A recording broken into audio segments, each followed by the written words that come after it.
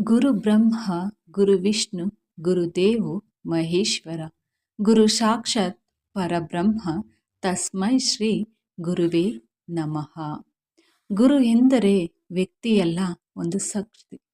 ಅಜ್ಞಾನದೆಡೆಗೆ ಕತ್ತಲೆಯ ಕಳೆದು ಸಜ್ಞಾನದೆಡೆಗೆ ಕರೆದುಕೊಂಡು ಹೋಗುವ ಶಬ್ದವೇ ಗುರು. ನನ್ನನ್ನು ಉತ್ತಮ ವ್ಯಕ್ತಿಯನ್ನಾಗಿ ಮಾಡಿದ್ದಕ್ಕಾಗಿ ಎಲ್ಲ ಗುರುಗಳಿಗೆ ಧನ್ಯವಾದಗಳು. ಹಾಗೆ ನಮ್ಮ ಮೊದಲ ಪಾಠಶಾಲೆ ಆದಂತಹ ನಮ್ಮ ತಾಯಿಗೆ ಧನ್ಯವಾದಗಳು. ಹಾಗೆ ಗುರುಪೂರ್ಣಿಯ ಶುಭಾಶಯಗಳನ್ನು ತಿಳಿಸ್ತಾ, ಹಾಗಾದರೆ ಬನ್ನಿ ಇವತ್ತು ಗುರುಪೂರ್ಣಿಯ ಮಹತ್ವ ಏನು ಅನ್ನೋದನ್ನ ನಾವು ತಿಳ್ಕೊಳ್ತಾ ಹೋಗೋಣ. ಹಿಂದೂ ಪಂಚಾಂಗದ ಆಷಾಢ ಮಾಸದ ಹುಣ್ಣಿಮೆಯನ್ನು ಹಿಂದೂಗಳು ಸಾಂಪ್ರದಾಯಿಕವಾಗಿ ಗುರುಪೂರ್ಣಿಮೆ ಎಂದು ಆಚರಿಸುತ್ತಾರೆ. ಈ ದಿನದಂದು ಹಿಂದೂಗಳು ಮತ್ತು ಬೌದ್ಧರು ತಮ್ಮ ಗುರುವಿಗೆ ಪೂಜೆ ಸಲ್ಲಿಸುತ್ತಾರೆ. ಗುರುಪೂರ್ಣಿಮೆಯ ದಿನ ಗುರು ಸೂತ್ರದ ಪ್ರಭಾವ ಬೇರೆ ದಿನಗಳಿಗಿಂತ 1000 ಪಟ್ಟು ಹೆಚ್ಚು ಪ್ರಭಾವಶಾಲಿಯಾಗಿರುತ್ತದೆ. ಗುರು ಅನ್ನುವ ಶಬ್ದ ಗು ಮತ್ತು ರು ಅನ್ನುವ ಮೂಲ ಪದಗಳನ್ನು ಹೊಂದಿದೆ. ಸಂಸ್ಕೃತ ಭಾಷೆಯಲ್ಲಿ ಗು ಅಂದರೆ ಅಂಧಕಾರ ಅಥವಾ ಅಜ್ಞಾನ, ರು ಅಂದರೆ ಕಳೆಯುವ ಅಥವಾ ದೂರ ಮಾಡುವ ಎಂದರ್ಥ. ಅದಕ್ಕೆ ಗುರು ಅಂದರೆ ಅಂಧಕಾರ ಅಥವಾ ಅಜ್ಞಾನವನ್ನು ದೂರ ಮಾಡುವವರು ಎಂದರ್ಥ. ಬಹುತೇಕ ಜನರು ಗುರುವನ್ನು ತಮ್ಮ ಜೀವನದ ಅವಿಭಾಜ್ಯ ಅಂಗವಾಗಿ ಪರಿಗಣಿಸುತ್ತಾರೆ. ಗುರುಪೂರ್ಣಿಮೆಗೆ ಧಾರ್ಮಿಕ ಪ್ರಾಮುಖ್ಯತೆ ಅಲ್ಲದೆ ಶೈಕ್ಷಣಿಕ ಮತ್ತು ವಿದ್ವಾಂಸರ ವೃಂದದಲ್ಲೂ ಮಹತ್ವವಿದೆ. ಈ ದಿನ ಶೈಕ್ಷಣಿಕ ವೃಂದದವರು ತಮ್ಮ ಶಿಕ್ಷಕರಿಗೆ ಕೃತಜ್ಞತೆ ಸಲ್ಲಿಸುವ ಮೂಲಕ ಮತ್ತು ತಮ್ಮ ಭಾವಿ ಶಿಕ್ಷಕರನ್ನ ಮತ್ತು ವಿದ್ವಾಂಸರನ್ನ ಸ್ಮರಿಸುವ ಮೂಲಕ ಆಚರಿಸುತ್ತಾರೆ. ಬೌದ್ಧರು ಸಾಂಪ್ರದಾಯಿಕವಾಗಿ ಈ ಹಬ್ಬವನ್ನು ಗೌತಮ ಬುದ್ಧನ ಪ್ರಥಮ ಧರ್ಮೋಪದೇಶದ ಅಂಗವಾಗಿ ಆಚರಿಸುತ್ತಾರೆ. ಈ ದಿನ ಗೌತಮ ಬುದ್ಧನು ಉತ್ತರ ಪ್ರದೇಶದ ಸಾರನಾಥದಲ್ಲಿ ತನ್ನ ಪ್ರಥಮ ಧರ್ಮೋಪದೇಶ ನೀಡಿದ ಯೋಗ ಸಂಪ್ರದಾಯದಲ್ಲಿ ಈ ದಿನವನ್ನು ಶಿವ ಸಪ್ತರ್ಷಿಗಳಿಗೆ ಯೋಗ ವಿದ್ಯೆಯನ್ನು ಧಾರೆ ಎರೆದು ಪ್ರಥಮ ಗುರು ಆದ ದಿನ ಎಂಬ ನಂಬಿಕೆಯಿಂದ ಆಚರಿಸುತ್ತಾರೆ. ಹಲವಾರು ಹಿಂದೂಗಳು ಹಿಂದೂ ಪರಂಪರೆಯ ಶ್ರೇಷ್ಠ ಗುರುಗಳಲ್ಲಿ ಒಬ್ಬರಾದ ವೇದವ್ಯಾಸ ಮಹರ್ಷಿಗಳ ಜನ್ಮದಿನದ ಅಂಗವಾಗಿ ಈ ಹಬ್ಬವನ್ನು ಆಚರಿಸುತ್ತಾರೆ. ವೇದವ್ಯಾಸ ಮಹರ್ಷಿಗಳು ಈ ದಿನ ಹುಟ್ಟಿದ್ದಲ್ಲದೆ ಆಷಾಢ ಶುಕ್ಲ ಪಕ್ಷದ ಪ್ರಾರಂಭದಿಂದ ಬ್ರಹ್ಮಸೂತ್ರಗಳ ರಚನೆ ಪ್ರಾರಂಭಿಸಿದರು. ಈ ದಿನ ಆ ಶುಕ್ಲ ಪಕ್ಷ ಕೊನೆಗೊಳ್ಳುತ್ತದೆ. ಇದರ ಸ್ಮರಣಾರ್ಥವಾಗಿ ಈ ದಿನದಂದು ಬ್ರಹ್ಮಸೂತ್ರಗಳ ಪಠಣ ಮಾಡಲಾಗುತ್ತದೆ ಹಾಗೂ ಈ ದಿನವನ್ನು ವ್ಯಾಸ ಪೂರ್ಣಿಮಾ ಎಂದು ಕರೆಯುತ್ತಾರೆ. ಹಿಂದೂ ಧರ್ಮ ಎಲ್ಲ ಆಧ್ಯಾತ್ಮಿಕ ಪರಂಪರೆಗಳಲ್ಲಿಯೂ ತಮ್ಮ ಗುರುಗಳಿಗೆ ಕೃತಜ್ಞತೆ ಸಲ್ಲಿಸುತ್ತಾ ಈ ಹಬ್ಬವನ್ನು ಅತ್ಯಂತ ಶ್ರದ್ಧೆ ಭಕ್ತಿಯಿಂದ ಆಚರಿಸಲಾಗುತ್ತದೆ. ಮಳೆಗಾಲದ 4 ತಿಂಗಳುಗಳಾದ ಚಾತುರ್ಮಾಸದಲ್ಲಿ ಬರುವ ಈ ಗುರುಪೂರ್ಣಿಮೆಯಂದು ಸನ್ಯಾಸಿಗಳು ತಮ್ಮ ಗುರುಗಳಿಗೆ ಪೂಜೆಯನ್ನು ಸಲ್ಲಿಸುತ್ತಾರೆ. ಈ ಚಾತುರ್ಮಾಸದಲ್ಲಿ ಸನ್ಯಾಸಿಗಳು ಸಾಮಾನ್ಯವಾಗಿ ಒಂದೇ ಸ್ಥಳದಲ್ಲಿ ಇದ್ದು ಭಕ್ತಾದಿಗಳಿಗೆ ಪ್ರವಚನಗಳನ್ನು ನೀಡುತ್ತಾರೆ. ಭಾರತ ಶಾಸ್ತ್ರೀಯ ಸಂಗೀತವು ಗುರು ಶಿಷ್ಯ ಪರಂಪರೆ ಪಾಲಿಸುವುದರಿಂದ ವಿಶ್ವದಾದ್ಯಂತ ಅದರ ವಿದ್ಯಾರ್ಥಿಗಳು ಈ ಹಬ್ಬವನ್ನು ಆಚರಿಸುತ್ತಾರೆ. ಹಾಗೆ ಹಿಂದೂ ಪುರಾಣದ ಪ್ರಕಾರ ಗುರುಪೂರ್ಣಿಮವನ್ನು ಯಾವ ರೀತಿ ಆಚರಿಸ್ತಾರೆ ಅನ್ನೋದನ್ನ ನಾವು ಇವತ್ತು ತಿಳ್ಕೊಳ್ತಾ ಹೋಗೋಣ. ಗುರುಪೂರ್ಣಿಮಾ ದಿನ ಮಹಾಭಾರತದ ಕರ್ತೃರಾದ ವೇದವ್ಯಾಸರು ಪರಾಶರ ಋಷಿಗಳು ಹಾಗೂ ಒಬ್ಬ ಮೀನುಗಾರನ ಮಗಳಾದ ಸತ್ಯವತಿಗೆ ಜನ್ಮಿಸಿದರು. ವೇದವ್ಯಾಸರು ತಮ್ಮ ಕಾಲದಲ್ಲಿ ಅಸ್ತಿತ್ವದಲ್ಲಿದ್ದ ಎಲ್ಲ ವೈದಿಕ ಋಕ್ಕುಗಳನ್ನು ಸಂಗ್ರಹಿಸಿ ಯಜ್ಞ ಯಾಗಾದಿ ಧಾರ್ಮಿಕ ವಿಧಿಗಳಲ್ಲಿ ಅವುಗಳ ಬಳಕೆಯ ಆಧಾರದ ಮೇಲೆ ಋಗ್ವೇದ, ಯಜುರ್ವೇದ, ಸಾಮವೇದ ಮತ್ತು ಅಥರ್ವವೇದ ಎಂಬ 4 ಭಾಗಗಳಾಗಿ ವಿಭಾಗಿಸಿ ಅವುಗಳನ್ನು ತಮ್ಮ 4 ಮುಖ್ಯ ಶಿಷ್ಯರಾದ ಸುಮಂತು, ವೈಶಂಪಾಯನ, ಜೈಮಿನಿ ಹಾಗೂ ಪೈಲರಿಗೆ ಬೋಧಿಸುವ ಮೂಲಕ ವೈದಿಕ ಅಧ್ಯಯನಗಳ ಉದ್ದೇಶಕ್ಕಾಗಿ ಮಹತ್ತರವಾದ ಸೇವೆಯನ್ನು ಮಾಡಿದರು. ಈ ವಿಭಜನೆ ಮತ್ತು ಸಂಪಾದನೆಯನ್ನು ಮಾಡಿದ್ದಕ್ಕಾಗಿ ಅವರಿಗೆ ವ್ಯಾಸ ಅಂದರೆ ಸಂಪಾದಿಸು ಅಥವಾ ವಿಭಾಗಿಸು ಎಂದರ್ಥ, ವ್ಯಾಸ ಎಂಬ ಗೌರವ ನಾಮ ದೊರೆಯುತ್ತೆ. ಬೌದ್ಧ ಪುರಾಣಗಳನ್ನು ನಾವು ನೋಡೋದಾದರೆ ಬುದ್ಧನು ತನಗೆ ಜ್ಞಾನೋದಯವಾಗಿ 5 ವಾರಗಳ ನಂತರ ಬೋಧಗಯ ಇಂದ ಸಾರನಾಥಕ್ಕೆ ಹೋಗ್ತಾರೆ. ಜ್ಞಾನೋದಯಕ್ಕಿಂತ ಮುಂಚೆ ಬುದ್ಧನಾಗಬೇಕಿದ್ದ ಗೌತಮನು ತಾನು ಮಾಡುತ್ತಿದ್ದ ತೀವ್ರ ತಪಸ್ಸನ್ನು ಒಂದು ದಿನ ಬಿಟ್ಟ ಹಾಗೆ ಅವನ ಗೆಳೆಯರಾದ ಪಂಚವಗ್ಗಿಯ ಸನ್ಯಾಸಿಗಳು ಗೌತಮನನ್ನು ಬಿಟ್ಟು ಇಸಿಪತನ ಸಾರನಾಥಗೆ ಹೋದರು.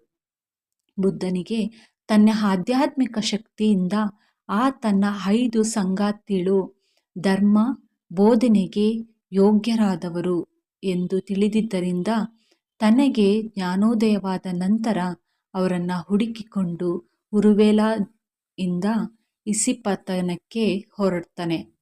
ಸಾರನಾಥಕ್ಕೆ ಹೋಗುವಾಗ ಗಂಗಾ ನದಿಯನ್ನು ದಾಟಬೇಕಾಗಿರುತ್ತೆ. ಆಗ ನಾವಿಕರಿಗೆ ಕೊಡಲು ದುಡ್ಡು ಇಲ್ಲದ ಕಾರಣ ಗೌತಮ ಬುದ್ಧನು ಗಂಗಾ ನದಿಯನ್ನು ಗಾಳಿಯಲ್ಲಿಯೇ ದಾಟಿದನು. ಇದನ್ನು ಕೇಳಿದ ಅಲ್ಲಿನ ರಾಜ ಬಿಂಬಸಾರನು ನದಿ ದಾಟುವ ಸನ್ಯಾಸಿಗಳಿಗೆ ಯಾವುದೇ ರೀತಿಯ ಹಣ ಕೇಳಬಾರದೆಂದು ಆದೇಶವನ್ನು ಹೊರಡಿಸ್ತಾನೆ. ಗಂಗಾ ನದಿ ದಾಟಿ ಅವನ ಹಳೆಯ ಸಂಗಾತಿಗಳು ಮತ್ತೆ ಸಿಕ್ಕಾಗ ಗೌತಮ ಬುದ್ಧನು ಅವರಿಗೆ ಧರ್ಮ ಬೋಧನೆಯನ್ನು ಮಾಡ್ತಾರೆ. ಅದನ್ನು ಸ್ವೀಕರಿಸಿ ಅರ್ಥ ಮಾಡಿಕೊಂಡ ಆ ಸಂಗಾತಿಗಳಿಗೂ ಜ್ಞಾನೋದಯವಾಯಿತು. ಅವರಿಂದ ಸಂಘ ಎಂಬ ಜ್ಞಾನೋದಯವಾದವರ ಪಂಗಡ ಶುರುವಾಗುತ್ತೆ. ಅಂದು ಬುದ್ಧ ನೀಡಿದ ಬೋಧನೆ ಅವನ ಮೊದಲನೆಯ ಬೋಧನೆಯಾಗಿದ್ದು ಅದನ್ನು ಧಮ್ಮಚಕ್ಕಪ್ಪವತನ ಸುತ್ತ ಅಂದರೆ ಧರ್ಮಚಕ್ರ ಪ್ರವರ್ತನ ಸೂತ್ರ ಎಂದು ಕರೆಯಲಾಗುತ್ತದೆ. ಇದು ನಡೆದಿದ್ದು ಆಷಾಢ ಪೂರ್ಣಿಮೆಯ ದಿನದಂದು. ಹೀಗಾಗಿ ಮುಂದೆ ಬುದ್ಧನು ತನ್ನ ಮೊದಲನೆಯ ಮಳೆಗಾಲ ಅಂದರೆ ವರ್ಷ ಇಲ್ಲೇ ಸಾರನಾಥದಲ್ಲಿನ ಮುಲಗಂಧ ಕುಟಿಯಲ್ಲಿ ಕಳೆದನು. ಆ ಸಮಯಕ್ಕೆ ವ್ಯಾಸ ಮತ್ತು ಅವನ ಸ್ನೇಹಿತರು ಸೇರಿದ್ದರಿಂದ ಸಂಘದಲ್ಲಿ 60 ಸನ್ಯಾಸಿಗಳಿದ್ದರು. ಇದರಿಂದ ಬುದ್ಧ ಅವರೆಲ್ಲರನ್ನು ಕೂಡ ಒಬ್ಬೊಬ್ಬರಾಗಿ ಎಲ್ಲ ದಿಕ್ಕುಗಳಲ್ಲಿ ಧರ್ಮದ ಬೋಧನೆ ಮತ್ತು ಪ್ರಚಾರ ಮಾಡಲು ಕಳಿಸ್ತಾರೆ. ಆ 60 ಜನರನ್ನು ಕೂಡ ಅರ್ಹಂತರು ಎಂದು ಕರೆಯುತ್ತಾರೆ. ಹೀಗೆ ಹಿಂದೂ ಮತ್ತು ಬೌದ್ಧ ಆಚರಣೆಗಳನ್ನು ನಾವು ನೋಡುವಂತಹ ಸಂದರ್ಭದಲ್ಲಿ ಹಿಂದೂ ಮತ್ತು ಬೌದ್ಧ ಆಚರಣೆಗಳು ಯಾವ ರೀತಿ ನಡೆಯುತ್ತೆ ಅಂದರೆ, ಈ ದಿನ ಬೌದ್ಧರು 8 ತತ್ವಗಳನ್ನು ಪಾಲಿಸುವ ಉಪಸತ ಎಂಬ ಪದ್ಧತಿಯನ್ನು ಆಚರಿಸುತ್ತಾರೆ. ಉಪಸನ್ನ ಧ್ಯಾನಿಗಳು ಈ ದಿನ ತಮ್ಮ ಗುರುಗಳ ಮಾರ್ಗದರ್ಶನದಲ್ಲಿ ಧ್ಯಾನ ಮಾಡುತ್ತಾರೆ. ಉಪಸನ್ನ ಧ್ಯಾನಿಗಳು ಮಾಡ್ತಾರೆ. ಹಾಗೆ ಮಳೆಗಾಲ ಅಂದರೆ ವರ್ಷ ಇಂದಿನಿಂದಲೇ ಪ್ರಾರಂಭವಾಗುತ್ತದೆ. ಜುಲೈಯಿಂದ ಅಕ್ಟೋಬರ್ವರೆಗೆ ಚಂದ್ರಮಾನ ಪಂಚಾಂಗದ 3 ತಿಂಗಳುಗಳ ಕಾಲ ಇರುವ ಈ ಮಳೆಗಾಲದಲ್ಲಿ ಬೌದ್ಧ ಸನ್ಯಾಸಿಗಳು ಒಂದೇ ಸ್ಥಳದಲ್ಲಿ ಇರುತ್ತಾರೆ. ಅದು ಸಾಮಾನ್ಯವಾಗಿ ದೇವಸ್ಥಾನಗಳಲ್ಲಿ ಇರುತ್ತಾರೆ. ಕೆಲವೊಂದು ಆಶ್ರಮಗಳಲ್ಲಿ ಸನ್ಯಾಸಿಗಳು ಈ ವಸ ಕಾಲದಲ್ಲಿ ತೀವ್ರ ತಪಸ್ಸಿಗೆ ಒಳಗಾಗುತ್ತಾರೆ. ವಸ ಕಾಲದಲ್ಲಿ ಹಲವಾರು ಸಾಮಾನ್ಯ ಬೌದ್ಧರು ತಮ್ಮ ಆಧ್ಯಾತ್ಮಿಕ ಅಭ್ಯಾಸ ತೀವ್ರಗೊಳಿಸಿ ಮಾಂಸ, ಮದ್ಯ ಅಥವಾ ಧೂಮಪಾನವನ್ನು ತ್ಯಾಗ ಮಾಡುವಂತಹ ವಿರಕ್ತ ಪದ್ಧತಿಗಳನ್ನು ಇವರು ಪಾಲಿಸುತ್ತಾರೆ.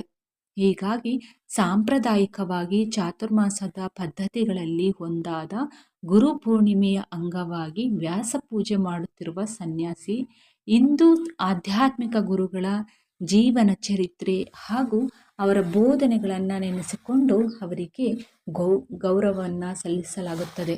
ಹಲವಾರು ದೇವಸ್ಥಾನಗಳಲ್ಲಿ ವ್ಯಾಸಪೂಜೆಯನ್ನು ಏರ್ಪಡಿಸಲಾಗುತ್ತೆ. ಹಾಗೆ ಹೂವಿನ ಅಲಂಕಾರ ಹಾಗೂ ಹಲವು ಸಾಂಕೇತಿಕ ಕಾಣಿಕೆಗಳು ಅರ್ಪಣೆಯಿಂದ ವೇದವ್ಯಾಸರಿಗೆ ಹಾಗೂ ಬ್ರಹ್ಮಾಂಡದ ಸದ್ಗುರುವಿಗೆ ಗೌರವ ಸಲ್ಲಿಸಲಾಗುತ್ತದೆ. ಪೂಜೆ ಪುರಸ್ಕಾರಗಳ ನಂತರ ಗುರುಗಳು ಕೃಪೆಯ ರೂಪಿಯಾದ ಗುರುಗಳ ಪಾದ ಪೂಜೆಯಿಂದ ದೊರೆತ ಚರಣಾಮೃತವನ್ನು ಪ್ರಸಾದದ ಜೊತೆ ಶಿಷ್ಯರಿಗೆ ಹಂಚಲಾಗುತ್ತದೆ. ಯಾವ ಗುರುವಿಗೆ ಮೂಲಕ ಭಗವಂತನು ಎಲ್ಲ ಶಿಷ್ಯರಿಗೆ ಜ್ಞಾನವನ್ನು ಧಾರೆ ಎರೆಯುತ್ತಾನೋ ಅಂತಹ ಗುರುವಿನ ಸ್ಮರಣಾರ್ಥವಾಗಿ ಈ ದಿನ ವಿಶೇಷ ಮಂತ್ರಗಳಾದಂತಹ ವೇದವ್ಯಾಸರಿಂದಲೇ ರಚಿತವಾದ 216 ಶ್ಲೋಕಗಳನ್ನು ಗುರುಗೀತ ಮಂತ್ರದ ಪಠಣ ಇಡೀ ದಿನ ಮಾಡಲಾಗುತ್ತದೆ. 216 ಶ್ಲೋಕಗಳುಳ್ಳ ಗುರುಗೀತ ಮಂತ್ರದ ಪಠಣ ಇಡೀ ದಿನ ಈ ಒಂದು ಗುರುಪೂರ್ಣಿಮೆ ದಿನ ಮಾಡಲಾಗುತ್ತದೆ.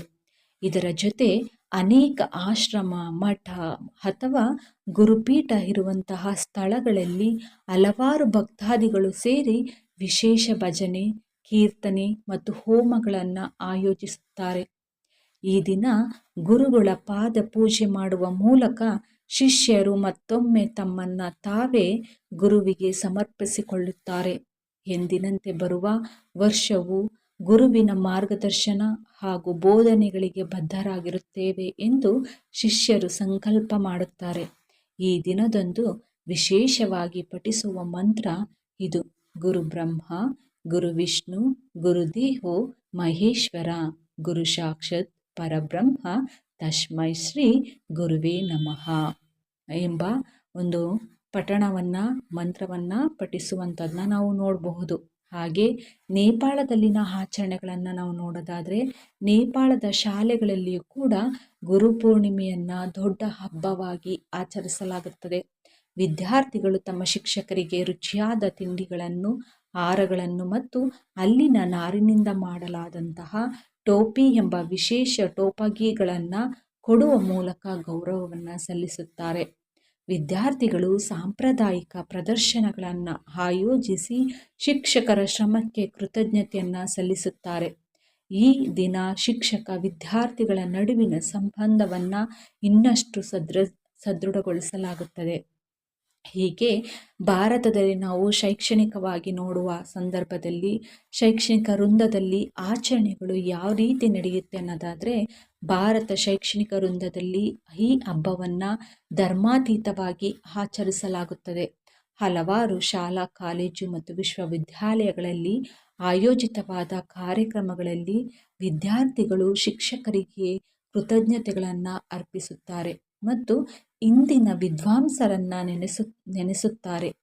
ವಿದ್ಯಾಸಂಸ್ಥೆಗಳ ಹಳೆಯ ವಿದ್ಯಾರ್ಥಿಗಳು ತಮ್ಮ ಶಿಕ್ಷಕರನ್ನು ಭೇಟಿಯಾಗಿ ಅವರಿಗೆ ಕಾಣಿಕೆಗಳನ್ನು ಕೂಡ ಅರ್ಪಿಸುವುದು, ತಮ್ಮ ಕೃತಜ್ಞತೆಗಳನ್ನು ಸಲ್ಲಿಸುತ್ತಾರೆ. ಹೀಗೆ ನಾವು ಜೈನ ಧರ್ಮ, ಹಿಂದೂ ಧರ್ಮ ಮತ್ತು ಬೌದ್ಧ ಧರ್ಮದಲ್ಲಿ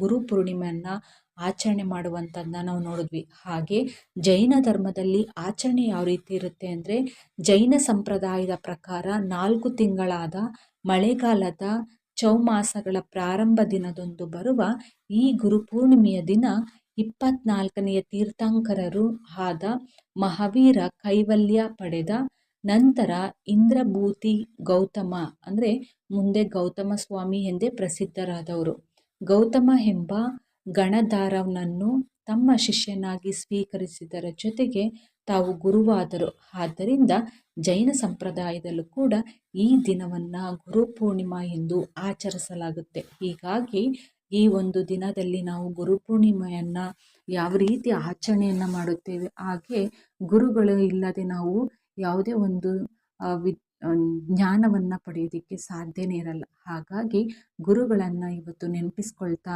ಅವರಿಗೆಲ್ಲರೂ ಕೂಡ ಧನ್ಯವಾದಗಳನ್ನು ತಿಳಿಸ್ತಾ, ಅವರನ್ನು ಸ್ಮರಿಸುತ್ತಾ, ಹಾಗೆ ನಮ್ಮ ತಂದೆ ತಾಯಿ ನಮಗೆ ಮೊದಲ ಪಾಠವನ್ನು ನೀಡಿದಂತಹ ತಂದೆ ತಾಯಿಗಳಿಗೂ ಕೂಡ ನಾವು ಗೌರವಿಸುತ್ತಾ, ನಮನವನ್ನು ಮಾಡುತ್ತಾ, ಗುರುಪೂರ್ಣಿಮೆಯ ಶುಭಾಶಯಗಳನ್ನು ತಿಳಿಸುತ್ತಾ ನನ್ನ ಮಾತನ್ನು ಮುಗಿಸ್ತೀನಿ. ಧನ್ಯವಾದಗಳು.